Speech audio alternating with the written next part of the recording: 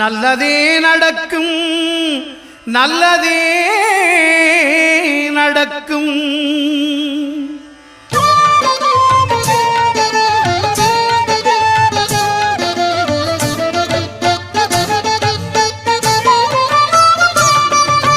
9 கோளும் ஒன்றாய் காண அங்கு கற்பகம் என்னும் கடவுளின் மெய்யில் 9 கோளும் ஒன்றாய் காண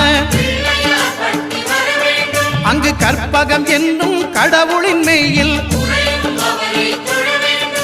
சூரியன் முதலாய் 9 கிரகமும் பலவித குணங்களை கொண்டிருக்கும். எங்கள் கற்பக தருவில் அவை வரும்போது ஒன்றாய் சேர்ந்து பலனளிக்கும்.